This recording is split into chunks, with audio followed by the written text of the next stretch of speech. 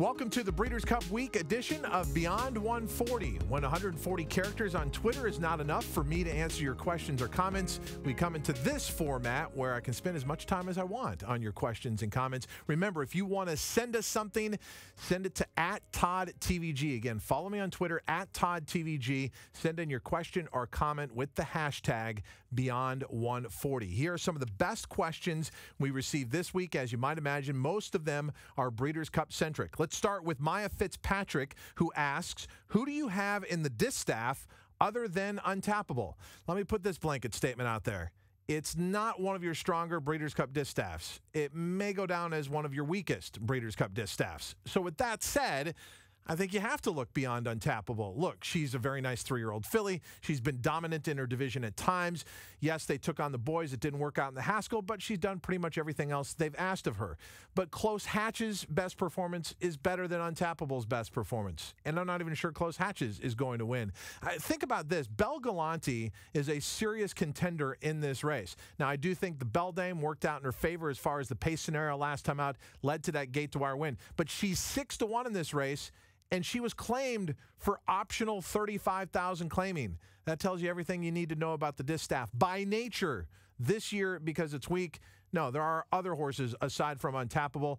And how could we forget about Don't Tell Sophia? Yes, she's at the mercy of the pace in this race, but she's in as good a form as anyone. So I think there's a lot of possibilities outside of Untappable in the Breeders' Cup distaff. Our next question on Beyond 140 comes from Warren Perez, who asks, who will win the most Breeders' Cup races this weekend? Javier Castellano, John Velasquez, Joel Rosario, Rafael Bejarano, or Mike Smith? Well, you've definitely narrowed down the riders who will have big weekends, but I'm going to give the edge to John Velasquez, and I think two key points are the juvenile races, both the Breeders' Cup Juvenile fillies as well as the Breeders' Cup Juvenile. I think he's got two very logical contenders, one obviously in each race. And then John Velasquez, I'll admit this, is riding the horse that I think can upset the Breeders' Cup Classic, Cigar Street. So from that very impressive list, Castellano, Velasquez, Rosario, Bejarano, or Smith, I think John Velasquez ends up having the most wins over the 2 days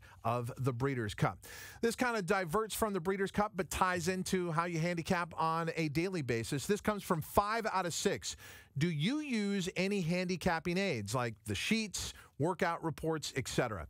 I came into this game reading a book by Andy Beyer, the Winning Horse Player, and it hooked me on horse racing. And then I took his principles and made my own Beyer speed figures before they were ever published. That's going back before the Racing Times existed, who was actually the first publication to publish Beyer speed figures.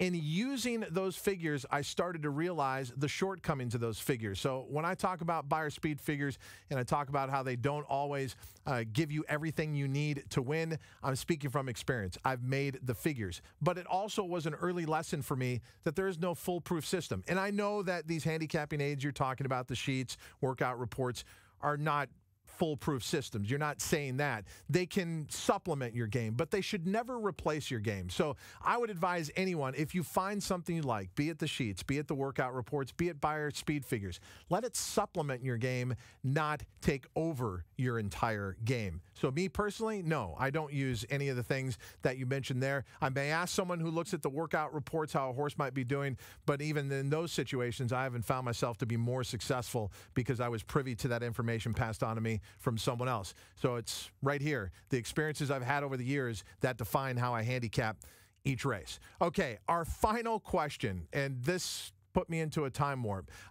This is actually a comment, and it comes from North American Man. On my deathbed, please play the 2009 Breeders' Cup Classic. Put the volume up. I want to enter the next life with goosebumps. Can you believe it was 5 years since this happened?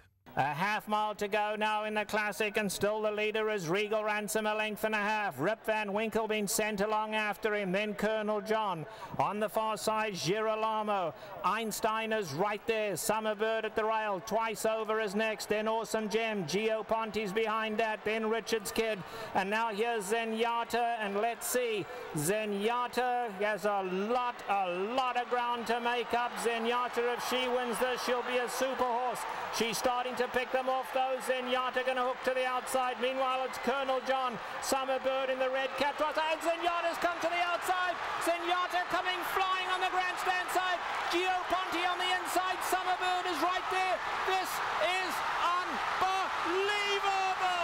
Zenyatta, what a performance. One we'll never forget. Looked impossible, but it is Zenyatta. Normal American man, that is a great way to end our Breeders' Cup edition of Beyond 140. Zenyatta's amazing win in the 2009 Breeders' Cup Classic, one of the best races, if not the best race I've ever witnessed in person. Not just the performance, but the reaction of the crowd that day and being there. Yes, to coin a phrase, it was absolutely magical. I just can't believe it's already 5 years ago. Enjoy your Breeders' Cup. Thank you so much for participating with Beyond 140. Again, if you want your question or comment to appear with us one week, make sure you follow me on Twitter @ToddTVG.